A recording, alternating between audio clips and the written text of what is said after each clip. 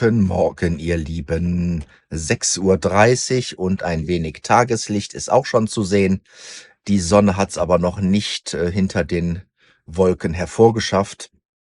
Und ähnlich produktiv waren wir heute auch. Mehr wie aufstehen und Kaffee, Wasser aufsetzen war noch nicht. Gestern haben wir hier den Riesensack Wäsche fertig gemacht, den wir ja hoffentlich heute in Garmisch gereinigt bekommen, beziehungsweise die Wäsche da drin gewaschen bekommen und getrocknet. Plan steht nach wie vor, kurz nach 8 Motor anwerfen, losfahren. Wir haben hier einiges schon gestern vorbereitet. Das Video von gestern ist geschnitten und gesichert. Jetzt seht ihr Video Nummer 11. Und ja, lassen wir uns doch gemeinsam überraschen, was der heutige Tag für uns so bringt. Liebes Lades, es war sehr schön. War eine tolle Zeit, der Platz war super. Für uns geht's jetzt wieder weiter.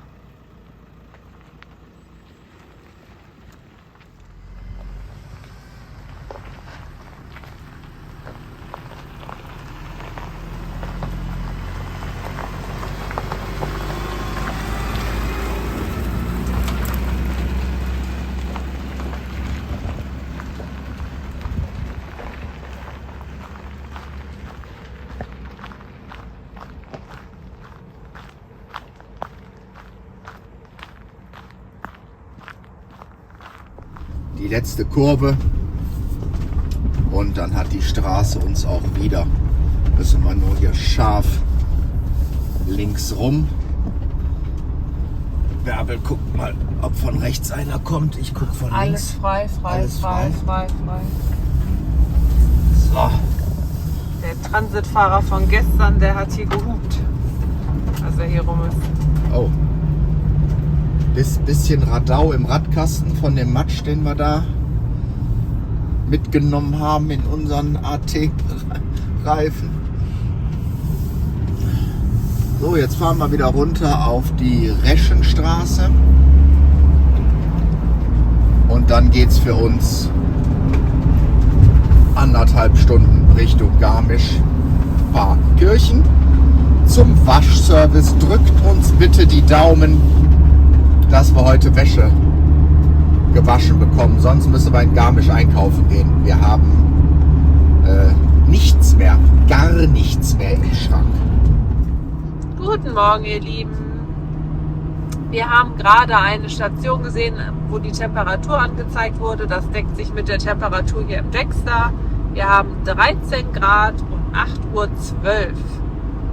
Ja, an die Temperatur müssen wir uns jetzt wohl gewöhnen. Wenn wir nach Hause fahren, wird es nicht mehr viel wärmer.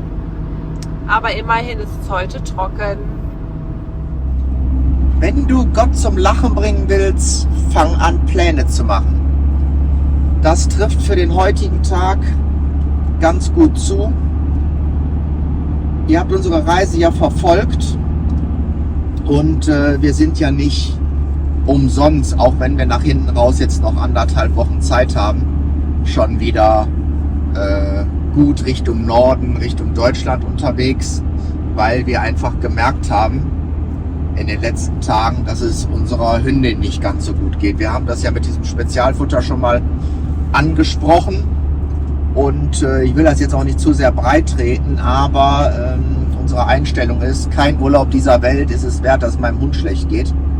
Und von daher, Wäsche waschen hin oder her, das spielt jetzt alles keine Rolle mehr.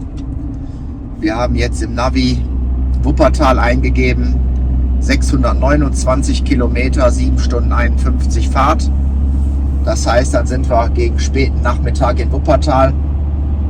Und ja, nur ganz knapp zur Erklärung, IBD nennt sich diese chronische Krankheit, die unsere Hündin hat, die verläuft immer in Schüben. Ich denke, die ein oder andere Hundehalter, Halterin werden das mit Sicherheit schon mal gehört haben.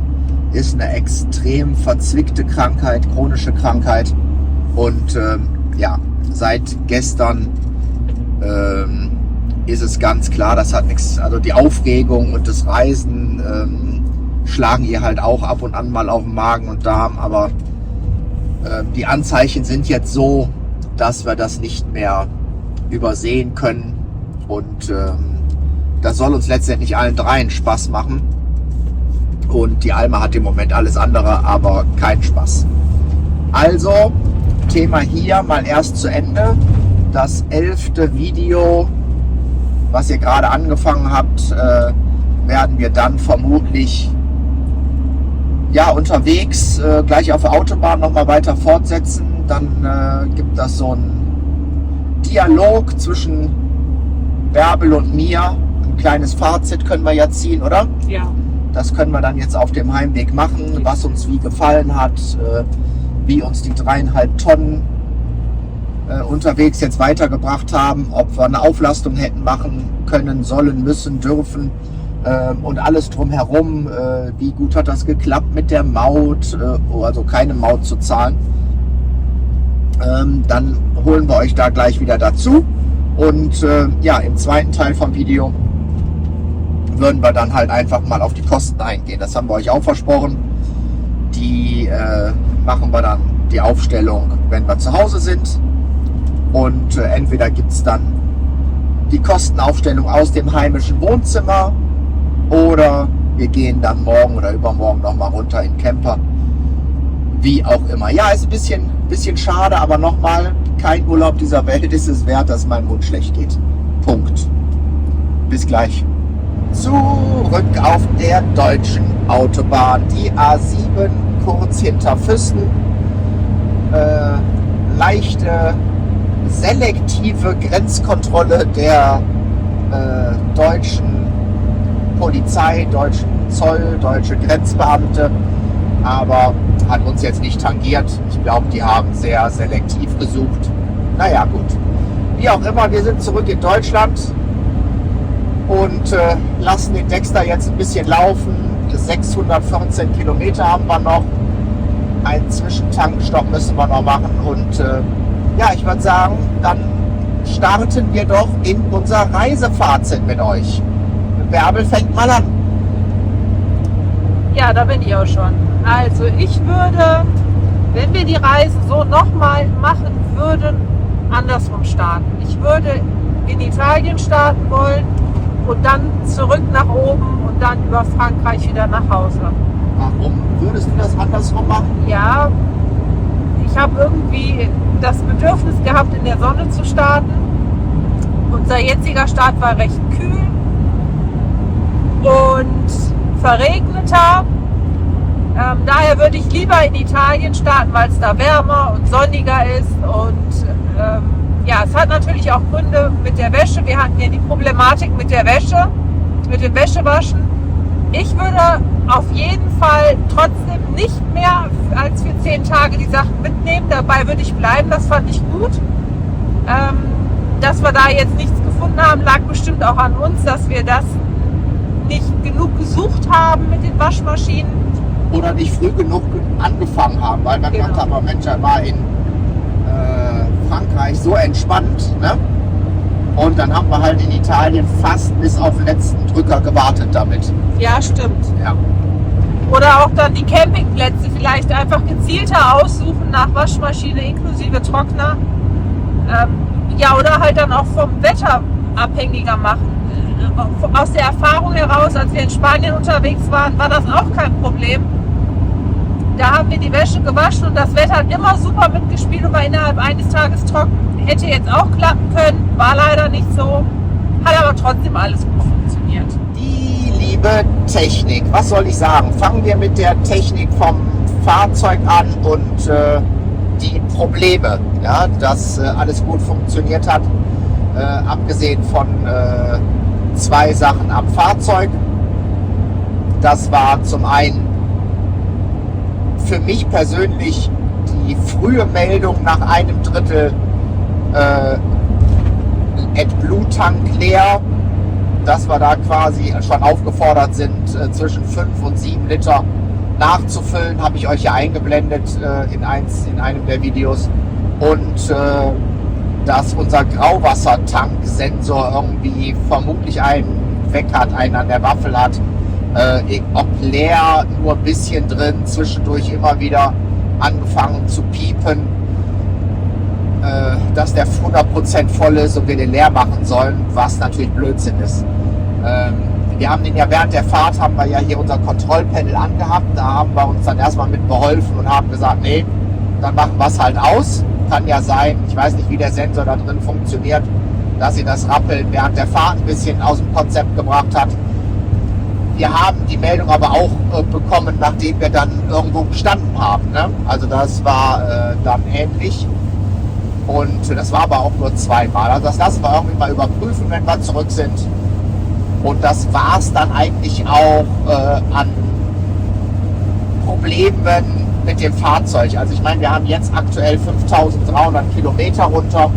Bis wir zu Hause sind, sind es dann halt knapp 6.000, wo wir losgefahren sind. Waren wir bei etwas über 1000 Kilometer. Den Verbrauch von Diesel und die Kosten, da kommen wir ja später zu. Das heißt, wir sind dann alles in allem in diesem Urlaub 5000 Kilometer gefahren. In 3 Wochen, kann man sagen. Finde ich jetzt okay.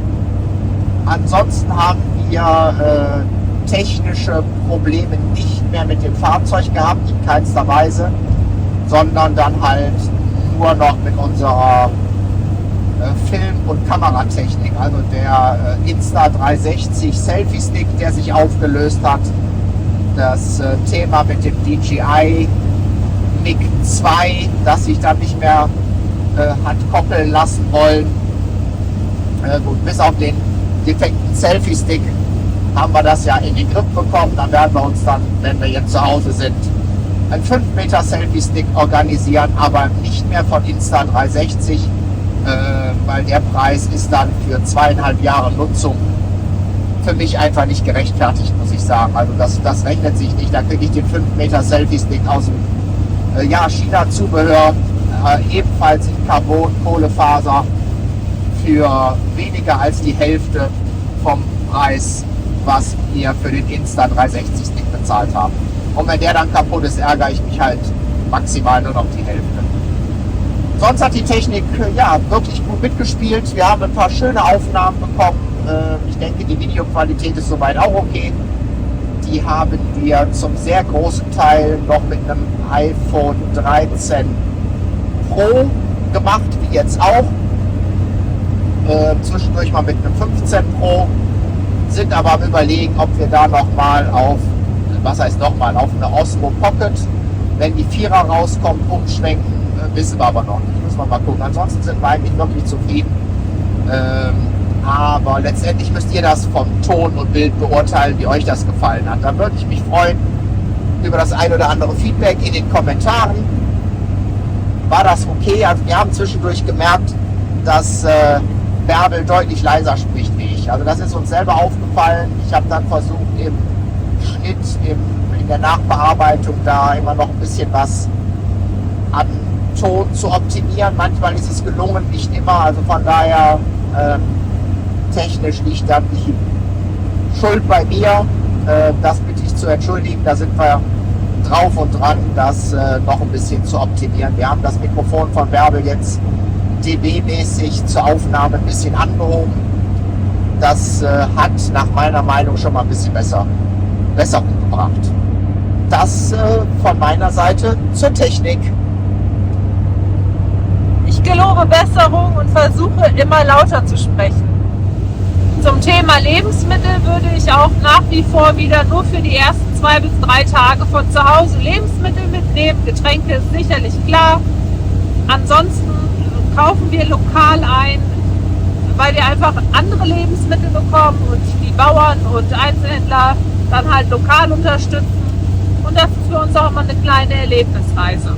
Wenn das zwischendurch funktioniert. Ne? Wir haben auch schon Urlaube gehabt, da haben wir kaum lokal irgendwo einkaufen können, weil sich das einfach auf unserer Route nicht ergeben hat. Und man muss fairerweise sagen, dieses Mal sind wir ja auch recht häufig im Lidl, im Discounter gewesen und haben, ich sag mal, da die 0815 Sachen eingekauft. Aber wir waren halt auch wirklich viel dort, wo wir lokal haben kaufen können. Salami, Käse.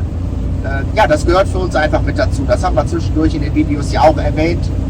Mal andere Geschmäcker und frische Sachen von unterwegs. Ja, das ist unser Ding. ich möchte trotzdem nochmal zum Lidl zurückgreifen.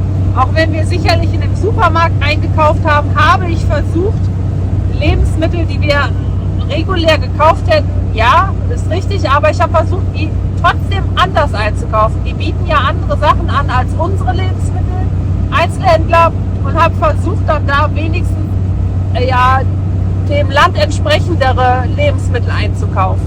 Hast du auch gut gemacht und das hat ja auch alles gut geschmeckt, was wir verputzt haben. Die Auswahl unserer Stellplätze.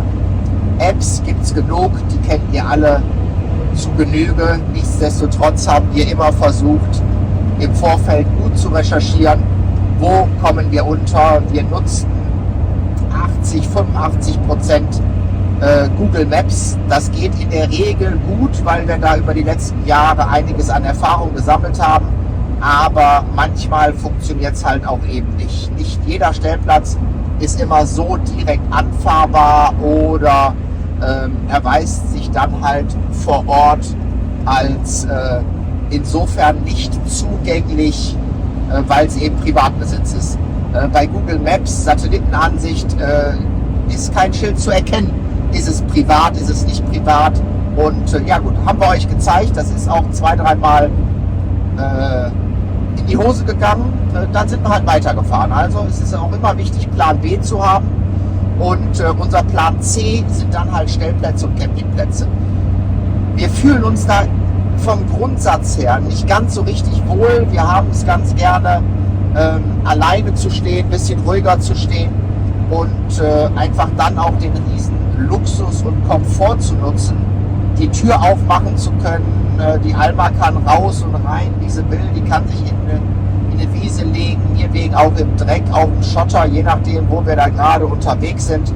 Und ja, das ist für alle 3 entspannter, muss ich sagen. Also so auf den Campingplätzen, wir haben da vollstes Verständnis für. Überhaupt keine Frage, Hunde an die Leine und alles gut. Wenn wir da sind, halten wir uns auch größtenteils dran.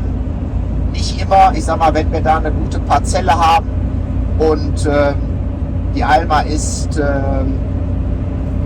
Eigenlob stinkt, weiß ich, aber ich würde sagen, die ist insofern gut erzogen, dass sie zwar anschlägt, wenn jemand vorbeikommt, das ist dem Umstand geschuldet, dass sie das zu Hause auch macht und auch machen soll, weil sie da einfach ihren Job hat.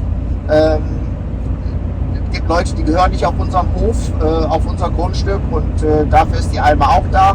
Das macht sie hervorragend und wenn wir halt irgendwo stehen und sie ist dann da 10 Minuten, Viertelstunde, dann ist das halt ihr Grundstück und dann passt sie auf. Sie würde nicht irgendwo hingehen und beißen oder was auch immer, auf gar keinen Fall. Und wir müssen es auch nicht an der Leine packen. Das ist jetzt meine Ansicht. Ja, auf Campingplatz, Agriturismo, das sind deren Vorgaben. Wir sind dort Gäste, da halten wir uns dann dran. Aber nochmal den Luxus der einzelnen Freistehplätze, die wir uns dann da im Vorfeld rausgesucht haben. Da sollen wir alle was von haben. Wir haben wenig Kontakt mit anderen Menschen, was einfach auch einer der Gründe ist, warum wir uns so weit zurückziehen und auch warum wir genau dieses Fahrzeug gekauft haben. Vorher sind wir mit einem Land Rover Defender schon unterwegs gewesen, mit einem 110er TD4, noch mit dem Puma Motor, falls das dem einen oder anderen von euch irgendwas sagt. Danach sind wir mit 2 Lada Niva, mit einem 2121, jetzt immer noch mit einem 2131, das ist der 5-Türer davon unterwegs gewesen. Jetzt mit dem Allrad Dexter, der ja auch nochmal von ORM umgebaut worden ist. Das ist unser Ding. Wir kommen mit diesen von uns gewählten Fahrzeugen einfach an Stellen, wo viele, viele andere Leute nicht hinkommen. Und genau das ist unser Ziel. Ich würde gerne noch mal eben auf Alma eingehen.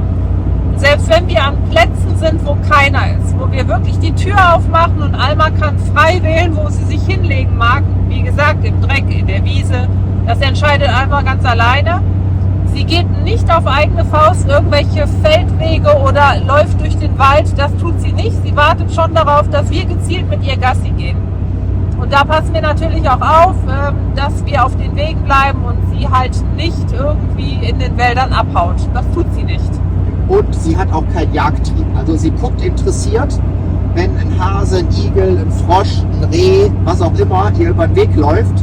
Sie setzt aber nicht an und läuft hinterher und hetzt oder irgendwie sowas. Hat sie noch nie gemacht. Wenn, dann ist es ein Spieltrieb, sage ich mal, den sie aber ja jetzt mit über 11,5 Jahren auch schon deutlich abgelegt hat. Und auch da muss ich noch mal sagen, Alma ist extrem gut abrufbar. Also wenn sie dann vor Jahren mal Anlauf genommen hat, ich muss mal gucken, ob wir da irgendwo noch ein Video zu haben. Das war so super. Riesengroße Wiese, irgendwas hat sie vorne gesehen, dann nimmt die Anlauf, läuft 200-300 Meter von uns weg, ein Ruf von uns. Sie wird nicht langsamer, aber sie dreht 180 Grad sofort rum und kommt zu uns wieder zurück. Also wir haben, was das anbelangt, extremstes Vertrauen, was sie sich bei uns erarbeitet hat und auch einfach verdient hat. Also von daher ist das so, das mögen nicht alle gut finden, dass wir die Alma nicht permanent und immer an der Leine haben. Aber in dem Fall ist es unsere Entscheidung. Nächstes Fazitthema ist Autarkie. Wir waren erst ein bisschen unsicher, wo wir den Dexter bestellt haben, ob 120 Watt Solar und 100 Ampere Lithium-Batterien für uns ausreichend sind, weil wir ja den Kompressorkühlschrank an Bord haben, die Diesel-Standheizung mit integriertem Warmwasserboiler, die natürlich auch ein bisschen Energie braucht, unser ganzes Kameraequipment, iPad, iPhone, die Insta-Kameras und so weiter, was wir alles geladen haben, die Drohnen, Akkus. Aber jetzt sind wir auf dem Rückweg. Wir haben nicht ein einziges Mal, egal wo wir gestanden haben, auf Campingplätzen, Agriturismo, Wohnmobilstellplätzen, wir haben nicht ein einziges Mal das Stromkabel rausgeholt. Unsere AGM-Batterie, glaube ich, die hat noch nicht mal gezuckt. Ja. Jetzt hatten wir überwiegend gutes Wetter und haben auch nicht 3, 4, 5, 6 Tage am Stück irgendwo gestanden, wo dann der Motor mal nicht lief. Also ihr habt es ja verfolgt, wir sind zwischendurch immer wieder mal gefahren. Wir haben beim La Montanina haben wir 2 Tage gestanden, auch da komplett ohne Strom. Aber unsere Bedenken, ob wir mit 120 Watt Solar auf dem Dach hinkommen oder nicht, sind für mich persönlich komplett zerstreut. Wir haben zu Hause noch vor dem Urlaub ein 240 Watt faltbares Solarpanel, also diese faltbare Tasche, noch gekauft. Aus Platz- und Gewichtsgründen haben wir die nicht mitgenommen. Und wie sich jetzt rausstellt, werden wir die wohl auch gar nicht mehr brauchen. Wir sind noch ein bisschen minimal noch vorsichtig, was das Thema anbelangt, weil wir wollen ja auch im Herbst und Winter noch mal los. Und da müssen wir mal gucken, da wird die Heizung mit Sicherheit häufiger laufen. Dafür der Kühlschrank nicht mehr auf Stufe 2 von, ich glaube, 4 oder 5 haben wir, sondern vermutlich dann nur auf Stufe 1. Und da werden wir dann dieses Jahr im Herbst und Winter nochmal andere Erfahrungen sammeln.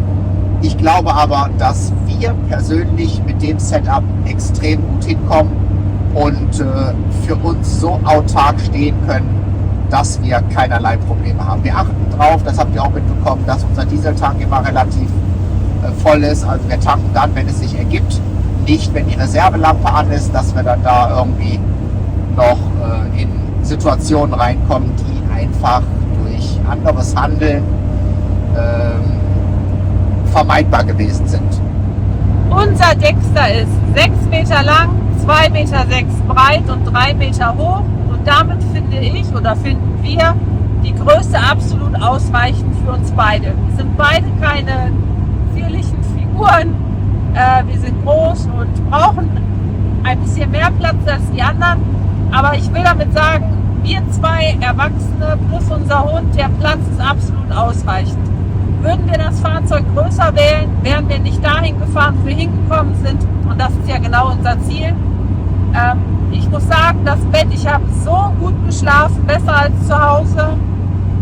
Ich vermisse hier im Fahrzeug nichts. Der einzige kleine Kritikpunkt bei mir ist das Handwaschbecken, das haben wir ja auch schon bereits erwähnt. Das haben wir so gut wie gar nicht genutzt. Nee, nicht gut wie gar nicht, sondern wir haben es gar nicht genutzt. Das Handwaschbecken im Bad, ne? Über der Toilette das. Genau, das meine ich, dieses Klappbare, das könnte von mir aus weg und lieber noch irgendwie ein Regal oder Ablageflächen, das fände ich persönlich besser, aber alles super. Ja, im Bad haben wir uns schon Gedanken gemacht, weil da sind bis auf die 2 Mini-Ablagen in dem Duschabteil von Karmann, was da verbaut worden ist, keine weiteren Ablagen, kein Schrank, kein nichts drin. Und wir haben da jetzt unsere Kulturtaschen, Waschbeutel, wie auch immer, oben aufgehangen. Da stoßen wir ab und an mal mit dem Kopf, wenn wir auf der Toilette sitzen, gegen. Aber da haben wir schon gedanklich vorgearbeitet und da werden wir euch dann in einem anderen Video unsere Lösung, wenn sie denn funktioniert, die wir uns da überlegt haben, auch präsentieren. Ja, wie Bärbel gesagt hat, von der Innengröße her, wir haben halt immer im Kopf, von wo wir kommen. Das kann in 3, 4, 5, 6, 7, 8 Jahren auch schon wieder ganz anders aussehen, aber dadurch, dass wir mit dem Dachzelt und quasi in einem kleinen Kofferraumausbau mit Küche und Co. unterwegs gewesen sind, ist das nach wie vor für uns hier ein extremer Luxus. Wir können die Sitze umdrehen, wir sitzen im Trockenen, egal wie das Wetter draußen ist. Von der Leistung vom Dexter im Vergleich zum Niva will ich mal erst gar nicht reden. Also wie entspannt der uns überall hingebracht hat, ohne dass man aufpassen muss mit den Drehzahlen. Ach Mensch, da hinten kommt wieder ein Berg, wir müssen wieder runterschalten. Und also die Reisezeit mit dem Lader wollen wir auch beide nicht vermissen, aber es ist vom Fahren her viel anstrengender wie mit dem Dexter. Auch im Gelände durch die andere Motorleistung und durch den Diesel und das viel höhere Drehmoment lässt sich der Dexter entspannter und technisch anders fahren wie der Niva. Das muss man einfach sagen. Bärbel hat noch gesagt, die Abmessungen. Ansonsten innen die einzige Engstelle, die ich jetzt mal noch nennen würde, ist zwischen Kühlschrank und die Nettsitzbank hinten. Also da ist der Platz wirklich einen Tacken schmal. Also ich sag mal, gerade durchgehen kann ich nicht. Ich gehe quer durch, dann funktioniert das, wobei dann entweder Bauch oder der dicke Hintern irgendwo schleift. Bei Bärbel funktioniert seitlich ganz entspannt, aber auch vorwärts, rückwärts geht bei ihr. Also ja. Sonst haben wir wirklich von der Aufteilung und Stauvolumen, muss man auch sagen, ne, überhaupt nichts zu meckern. Also weil wir uns sehr zurückgehalten haben beim Packen, primär wegen dem Gewicht, haben wir die ganzen Schränke, also die Kleidungsschränke hinten, die sind halt schon voll, aber die Küchenschränke nicht im Ansatz voll gemacht. Dementsprechend sind sie natürlich auch nicht viel belastet vom Gewicht innen drin. Ja, funktioniert super. Der ganze Wagen funktioniert für uns wirklich extrem gut. Ja, wir haben uns auch mit so kleinen Filzeinlegern beholfen. Ich weiß nicht, ob es dazu auch schon gibt. Filzein? Achso, Ja, so für das nee, haben wir noch nicht gemacht, aber das ist kommt. ja, ich sag mal, das ist das Übliche. Ja. Damit halt nichts klappert während der Fahrt. Was ich sehr angenehm finde, ist, ich muss halt nicht mehr rumrödeln, sondern die Sachen sind wirklich ordentlich im Schrank verstaut. Auch die Anziehsachen, man muss nicht immer hin und her packen, finde ich auch super angenehm. Auch die Anordnung vom Kühlschrank, für unser Empfinden perfekt. Man kann ihn von beiden Seiten öffnen, haben wir aber auch schon was zu gesagt. Aber das sind alles solche kleinen Helferchen, die uns das Leben natürlich angenehmer machen. Also wir sind wirklich rundum zufrieden mit unserem Dexter. Selbstreflexion und Wahrnehmung der Mitmenschen als Fazit zu unserer aktuellen Reise. Also das ist ja jetzt die erste größere Reise, abgesehen von unserem Testwochenende, was wir mit dem Dexter in den Niederlanden hatten. Und damit auch unsere erste Reise als Wohnmobilbesitzer. Und uns sind einige Sachen aufgefallen, muss man sagen. Also zum einen, egal wo wir hingekommen sind, natürlich haben wir Punkte angefahren, ob es der Gardasee war, der Reschensee, Route de Grande Alpe, wo wir jetzt in den 3 Wochen nicht überall gewesen sind, die nicht rein Offroad, Schotter, was auch immer waren. Und das war uns vollkommen klar, dass wir da nicht alleine stehen. Aber die Anzahl der Wohnmobile, und ich meine jetzt wirkliche Wohnmobile, teilintegrierte, vollintegrierte, und ich meine das auch, wenn wir das zwischendurch immer wieder mal gesagt haben, wirklich nicht wertend mit der weißen Ware, das ist halt umgangssprachlich, wird es halt so genannt. Ein Wahnsinn, was da auf den Straßen einfach unterwegs ist an Wohnmobilen und auch Gespannen, muss man sagen.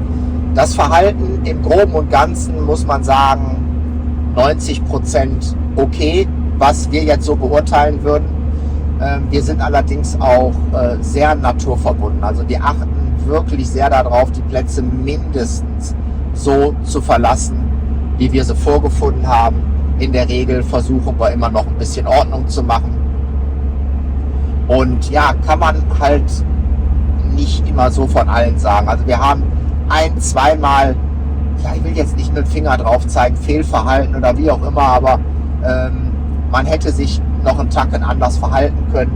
Auf Elba ist uns eine Dame auch mit einem Kastenwagen sehr unangenehm aufgefallen, wo wir da am Strand gestanden haben. Da war eine Absperrung ein paar Meter weiter. Ja, war alles sehr schmal zum Drehen und so weiter. Und ist jetzt auch wirklich nicht wertend gemeint, Frau am Steuer, bla bla bla. Also ganz so ein Macho bin ich dann auch nicht. Sie hat sich ein bisschen schwer getan, entweder da rückwärts rauszufahren oder da zu drehen. So. Also muss eine Lösung gefunden werden. Also die erste Lösung hätte sein können, dass man uns fragt, ob wir mal eben gucken, weil wir wirklich nur 3,5 Meter weggestanden haben. Nein, sie hat dann so eine private Absperrung zur Zufahrt von einem Grundstück ein paar Meter weiter auf Seite geräumt, ist da rückwärts rein mit ihrem selbst ausgebauten Camper und ist gefahren. Nicht, dass sie dann nochmal angehalten hätte und hätte die Absperrung, die dann die Besitzer dahin gemacht haben, wieder hingestellt. Solche Sachen, meine ich, müssen dann einfach nicht sein und ist dann für mich einfach auch ein bisschen schade mit anzusehen. Ansonsten natürlich Grauwasser und Fäkalien werden da entsorgt, wo es ist. Und da sind wir auch, muss ich jetzt sagen, sehr überrascht worden, an wie vielen Stellen das jetzt in Frankreich und Italien möglich gewesen ist. Also wir haben ja vorher nie großartig Kontakt damit gehabt und da kann sich keiner rausreden mit, ach, das ist jetzt 3 Kilometer weg, ich lasse mein Grauwasser jetzt hier in der Natur oder auf irgendeinem Parkplatz ab. Also Leute, nein, fahr die 3 Meter weiter, fahr zu einer Entsorgungsstation, schmeiß da 2 Euro rein und lass den Kram dann da ordnungsgemäß raus. Du hast Müllentsorgung, was in Italien jetzt ein bisschen problematischer gewesen ist, sind wir auch schon drauf eingegangen. Du kannst dann das Grauwasser entsorgen, du wirst deinen Müll los, du kannst Frischwasser tanken. Es gibt keine Ausreden, sich außerhalb von den Versorgungsplätzen daneben zu benehmen. Es gibt keine Ausreden außer purer Egoismus und Faulheit. Ich bring's ganz klar auf den Punkt. Weiter geht's mit unserem Fazitvideo. Wir haben ein paar Kilometer zurückgelegt. In 50 Kilometer steuern wir dann mal eine Tankstelle an. Aber bis dahin haben wir noch circa eine halbe Stunde. Ja, das Fazitvideo ist nicht wirklich strukturiert, wird euch schon aufgefallen sein. Wir haben versucht, uns ein paar Notizen zu machen, aber unsere Gedanken sind halt auch noch so frisch. Und das wollen wir halt auch noch ausnutzen, um euch das ein oder andere noch mitzugeben. Und daher ist das Video ein bisschen unstrukturierter. Seht es uns bitte nach. Wir haben ja gesagt, dass uns aufgefallen ist, dass sehr, sehr viele Wohnmobile unterwegs sind. Und ja, uns ist auch vollkommen klar, ich glaube, das haben wir in dem einen oder anderen Video auch schon mal gesagt, aber auch vom Fazit her, wir sind natürlich auch Teil des Problems. Ja? Tourismus, Overtourism, nennt es wie ihr wollt. wir gehören dazu, wir können nur versuchen, uns so adäquat und richtig und zurückhaltend wie irgendwie möglich zu verhalten, um die Situation für alle Beteiligten, insbesondere unsere Gastländer, Gastregionen zu entlasten und einen guten Eindruck zu hinterlassen. Viel mehr können wir letztendlich auch nicht machen. Wenn ihr da noch Tipps habt, sind die gerne willkommen. Vermutlich ist es unnötig, dieses Thema zu erwähnen. Ich möchte es trotzdem einmal mit hinzufügen. Alle unsere Hygieneprodukte und auch zum Spülen oder Waschmittel, diese Dinge, die sind zu 100% biologisch abbaubar. Auch wenn die im Grauwassertank landen. Das ist alles umweltfreundlich und wie gesagt zu 100% biologisch abbaubar. Das meiste landet im Grauwassertank natürlich. Wenn wir die Außendusche mal benutzen, ich habe da ja auch schon ein Bild zu eingeblendet, wo ich hinterm Fahrzeug stehe und dusche. Das landet natürlich nicht im Grauwassertank, aber gerade deswegen ist es uns wichtig, dass wir Produkte nehmen, grüne Seife und so weiter und so fort, die dann der Umwelt nicht mehr Schaden hinzufügt, wie es wirklich unbedingt sein müsste. Jetzt, wo wir wieder in Deutschland sind, können wir beim Fazit auch das Thema Maut einmal ansprechen. Wir haben nirgendwo auch nur einen einzigen Cent Maut bezahlt. Wir sind durch Frankreich, Italien und jetzt Österreich gefahren, alles komplett mautfrei. Funktioniert natürlich, bis auf unseren kleinen Italien-Ausrutscher. Da das kurze Stück von, weiß ich nicht, 6, 7, 8 Kilometern, da bin ich mal sehr gespannt, was das noch gibt, ob wir Post im Briefkasten haben die nächsten Tage oder Wochen oder ja, diese, wie war das, Free Flow Toll, so, Free Flow Toll, richtig, ja, gut, werden wir sehen, was da passiert. Ansonsten hat das alles gut geklappt, wenn es auch streckenweise hier und da ein Tacken, ja, ich will nicht sagen nervig, aber halt einfach langwieriger war. Ne? Also wir haben dadurch natürlich viele Gegenden gesehen, die man mit Autobahnfahrten so nicht gesehen hätte. Ein paar waren dabei, die haben sich wirklich gelohnt. Ein paar hätten wir jetzt nicht unbedingt sehen müssen. Da ging es dann einfach nur über irgendwelche SS-Straßen in Italien von Dorf zu Dorf, von Stadt zu Stadt. Und ja Gott, dann war dann halt einfach Abspulen von Kilometern. Wer das eine will, muss das andere mit in Kauf nehmen. Aber für uns war es okay. Und würden wir es wieder so machen? Vermutlich ja. Wir haben festgestellt, dass es sich leider nicht ganz vermeiden lässt, dass doch die ein oder andere Schranktür klappert. Wir haben auch schon 2, 3 Schränke ausfindig gemacht, an denen es liegt. Da werden wir uns mit solchen Filzgleitern oder so Kunststoffnupsis behelfen, dass das Klappern aufhört, verschwindet. Unter anderem auch in der Dusche die Einlage, diese Fußeinlage, die ist aus, glaube ich, so einem Hartkunststoff. Ich finde sie störend, die wird verschwinden, da sparen wir Gewicht mit und das Klappern sollte damit auch aufhören. Und somit werden wir wahrscheinlich auch noch das ein oder andere Teil feststellen, was wir zu viel dabei haben. Vermutlich, ja, gucken wir mal, was alles noch so überflüssig war. Genau, da werden wir, wenn wir zu Hause sind, nochmal eine Bestandsaufnahme machen. Da werden 2, 3, 4, 5 Sachen mit Sicherheit bei sein, die wir jetzt mitgenommen haben, die wir nicht gebraucht haben. Das ist so. Die fliegen raus, dann nehmen wir entweder nochmal irgendwelche anderen Luxussachen mit oder eben nicht. Und ja, natürlich haben wir auch Sachen dabei, die wir nicht gebraucht haben, die trotzdem nicht rausfliegen. Werkzeug und so ein Kram. Ne? Also keine Frage, das wird drin bleiben, auch wenn natürlich so ein Werkzeugkoffer viel Gewicht hat. Aber das ist natürlich keine Option. Aber wir haben in den Schränken mit Sicherheit das ein oder andere, was wir jetzt noch nicht genutzt haben. Stühle, Tische, hat Bärbel ja schon angesprochen. Die Stühle, glaube ich, werden drin bleiben. Aber an unserem Campingtisch, ich denke, da tut es ein kleinerer, dann haben wir da Gewicht eingespart, so oft brauchen wir nicht. Aber da machen wir vielleicht noch mal ein separates Video zu, nur weil die Reise mit dem Fazitvideo und dann hinterher der Kostenaufstellung ja hier endet, heißt es ja nicht, dass wir nicht noch einige Videos für euch und auch uns natürlich machen werden. Zum Fahrzeug selber haben wir auch schon gesagt, Thema Gewicht, 3,5 Tonnen.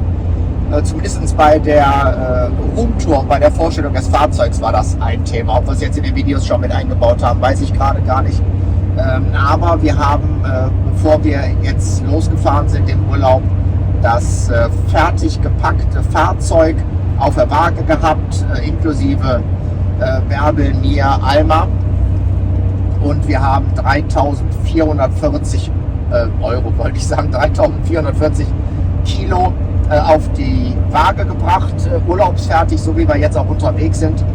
Und für uns gibt es an Komforteinbußen oder Gründen aufzulasten im Moment nichts, oder? Würdest du sagen, wir hätten auch jetzt auf so viel verzichtet und 3.850, 4.000, 4.150 Kilo Auflastung würde für uns Sinn machen? Nein, ich vermisse auch nichts. Ja. Also da ist nicht, wo ich sagen würde. Also sag mal, die Einbußen, die wir mit einer Auflastung hätten, sind für uns deutlich größer wie mögliche Komforteinbußen durch das Gewichtslimit, würde ich jetzt so sagen. Ja, wir sind ja schon froh, dass wir mit dem Trailer, da hatten wir ja auch immer Überholverbot, Geschwindigkeitsbegrenzung und das ist ja, bleibt uns ja jetzt alles erspart und das waren ja alles diese Komfortgewinne, die wir dadurch erreicht haben. Und nee, da möchte ich nicht noch mit dem Gewicht irgendwie romantieren. Ja, wieder andere Nachteile in Kauf nehmen oder mit einkaufen quasi. Also solange wir so klarkommen und das macht im Moment den Eindruck, dass wir das entspannt hinkriegen, bleiben wir dabei. Für uns eine gute Sache. Ja, dann zum Fahrzeug noch Thema Kratzer. Ich glaube, das habe ich in mehr wie einem Video erwähnt und es ist auch, glaube ich, in mehr wie einem Video ersichtlich, wie die Kratzer hier links und rechts jedenfalls an die Seiten ins Fahrzeug gekommen sind. Ja, ich habe es gesagt, man erkauft sich die Stellplätze auf der einen oder anderen Seite entweder mit Geld oder halt eben mit Einbußen am Fahrzeug. Wir werden sehen, wenn wir zu Hause sind, Fahrzeug einmal gründlich gewaschen haben und eine Politur bekommen hat, wie schlimm die Kratzer dann sind. Das Thema ist halt, die ganzen seit Jahren genutzten Lacke auf Wasserbasis sind nicht mehr so kratzresistent, wie das halt vorher gewesen ist. Und ja, ist so, können wir nicht ändern, ist ein bisschen schade. Der Wagen ist halt jetzt irgendwie 8, 9 Wochen alt, hat jetzt, stand jetzt beim Video 5.500 Kilometer gelaufen und wir haben links und rechts etliche Kratzer drin. Wir haben von Anfang an gesagt, das wird passieren, das ist passiert. Da werden wir jetzt kein Riesendrama draus machen, denn bei unseren zukünftigen Reisen werden mit Sicherheit noch ein paar Kratzer dazukommen. Ganz unwahrscheinlich, dass wir den Wagen links und rechts folieren lassen und wenn es nur mit so einer Steinschlagschutzfolie ist, ist es jedoch auch nicht, würde ich sagen, oder? Ja, da haben wir drüber gesprochen. Das könnte uns eine große Hilfe sein und können wir uns beide durchaus vorstellen. Ja, da werden wir gucken, wie das dann aussieht, um den Lack dann da noch ein bisschen zu schützen. Das könnte im Nachgang noch passieren, ja. Sven hat ja schon erwähnt, ob wir aus Gewichtsgründen uns für einen kleineren Tisch entscheiden werden. Wie ihr sicherlich auch schon bemerkt habt, haben wir so gut wie gar nicht mit Stühlen und Tischen draußen gesessen. Es liegt halt auch einfach daran, dass wir an den Orten, wo wir sind, viele Wanderer oder auch die Locals, Radfahrer vorbeikommen und wir einfach nicht unangenehm auffallen möchten. Ob wir sie weiter nutzen oder ob wir sie irgendwann mal benutzen und im Fahrzeug lassen, keine Ahnung, wir werden sehen. Um das Urlaubsfazit-Video zum Ende zu bringen, falls wir euch jetzt nicht schon gelangweilt haben, falls doch, tut es uns leid, bleibt jetzt noch das Thema Kraftstoff, das haben wir uns noch notiert. Wir sind vorher mit dem Lader mit Benzin und LPG unterwegs gewesen und haben uns da schon immer in den Niederlanden und Frankreich über die günstigen LPG-Preise gefreut. Die Italiener toppen die ganze Sache nochmal. Wir haben nicht eine Tankstelle gesehen in Italien, wo über 65, 66 Cent, glaube ich, der Liter LPG gekostet hätte. Und Italien, aus unserer Sicht, auch wenn wir jetzt Diesel brauchen hier im Dexter, ein wahres LPG-Schlaraffenland aus Sicht eines Deutschen, sage ich es mal so. Wenn ihr ein Fahrzeug habt mit serienmäßigen LPG, Umbau, Einbau oder ihr habt nachgerüstet, eine Prinzanlage, was auch immer, dann seid ihr in Italien super aufgehoben. Ihr müsst nicht nach LPG-Tankstellen suchen, wie das stellenweise auch in Deutschland, je nachdem in welcher Region ihr unterwegs seid, der Fall ist. In Frankreich ist es auch aufwendiger, muss man sagen. Da haben wir auch manchmal 60, 70 Kilometer Umweg in Kauf genommen, um eine günstige oder überhaupt eine LPG-Tankstelle zu finden, wo wir mit dem Niva in den Pyrenäen waren. Das Thema gibt es in Italien gar nicht. Also das ist schon ein riesen Benefit für die LPG-Fahrer, aber auch Erdgas. Ne? Haben wir auch gesehen, quasi wirklich an jeder Tankstelle in Italien, jeder Tankstelle, aber auffällig, wirklich auffällig, dass ihr LPG und Erdgas bekommt. Natürlich, ich habe jetzt nicht mehr geguckt, welche Adapter das sind, weil wir die ganze Zeit Diesel getankt haben. Aber es gibt ja bei Amazon und Co. diese Dish und ich weiß nicht, Bajonettverschlüsse, die haben wir ja auch alle im Niva liegen. Ja, die müsst ihr natürlich dabei haben und dann könnt ihr ganz unproblematisch LPG tanken in Italien. Das ist eine super Sache. Dieselverbrauch von unserem Dexter. Ich habe es jetzt nicht komplett im Kopf. Ich würde sagen zwischen 10 und 11 Litern auf den 5000 Kilometern, die wir dann letztendlich runter haben, bis wir zu Hause sind, ist für uns absolut in Ordnung. Also man muss bedenken, wir sind halt dauerhaft mit an die 3,5 Tonnen unterwegs.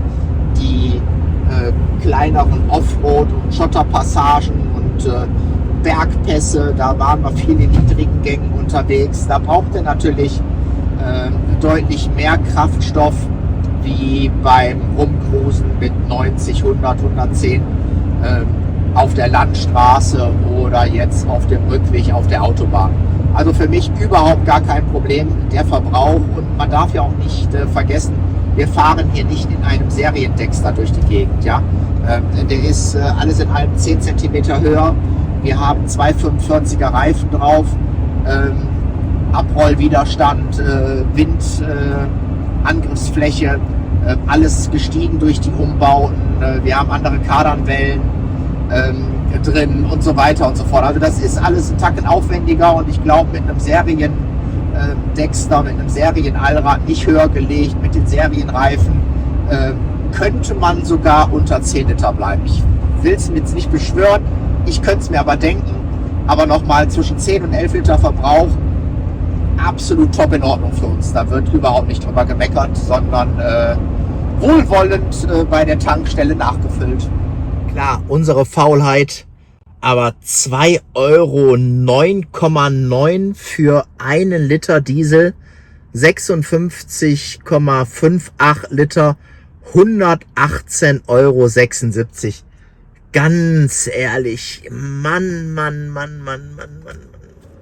Wir haben gerade unseren Dexter getankt und ich habe die Gunst der Stunde genutzt und es mir hier hinten drin gemütlich gemacht. Wie ihr seht, bin ich natürlich auch ordnungsgemäß angeschnallt und habe schon mal die Kostenaufstellung für euch fertig gemacht. Ich lese euch das mal vor. Für das Tanken haben wir insgesamt bis jetzt bezahlt 740,78 €. Da kommt auch nichts mehr zu. Da kommt auch nichts mehr zu. Weil wir mit der Tankfüllung jetzt bis nach Hause kommen. Und dann haben wir immer noch genug drin. Das passt ungefähr mit der Tankfüllung, wie wir zu Hause losgefahren sind. Also das sind wirklich die effektiven Kosten, die wir hatten. Ich hoffe, ihr konntet den Sven jetzt hören. Der Dexter hat 11,4 Liter auf 100 Kilometern verbraucht. Für einmal Auto komplett sauber machen und einmal Entsorgung haben wir insgesamt 6 € bezahlt. Für die Fähre nach Elba haben wir 202,49 € bezahlt. Für die Lebensmittel, da ist jetzt Essen, also Lebensmittel meine ich jetzt im Supermarkt, beim Lidl oder wenn wir auf Elba was gekauft haben, beziehungsweise uns unterwegs mal ein Croissant oder ein Brötchen gekauft haben, haben wir insgesamt für Lebensmittel 337,04 € ausgegeben. Für die Übernachtungen sind insgesamt 249,50 € angefallen.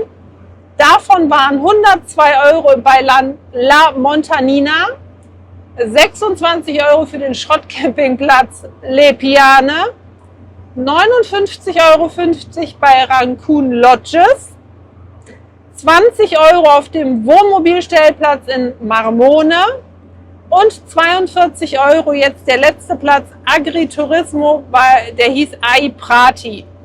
Ja, wobei ich jetzt ergänzen möchte noch, dass Rancun Lodges, da waren wir auch nur einen Tag, ne? Da wussten wir ja, was der Spaß kostet, bevor wir uns da angemeldet haben. Und das Ai Prati vom Gesamterlebnis, sag ich mal, jetzt ein Tacken zu teuer waren. Also Rancun Lodges, wir haben da nicht alles benutzt, was irgendwie möglich gewesen wäre, wegen Wellness und Pool und den ganzen Kram. Von daher, aber das wussten wir vorher und haben uns darauf eingelassen, weil wir einen super Campingplatz nach diesem Schrottcampingplatz da haben wollten.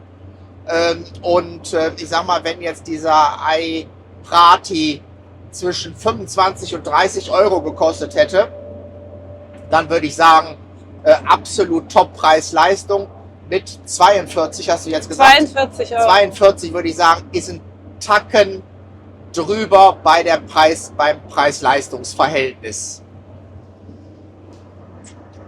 Und dann haben wir noch die Souvenirs, die wir so mitgebracht haben. Da sage ich euch nur die Summe, weil das jetzt aufzugliedern, was es alles war. Wir haben 278,40 € für Souvenirs ausgegeben. Das war unsere Aufstellung. Ja, und die Gesamtsumme, alles zusammen? Kommt noch. Die kommt gleich noch, okay.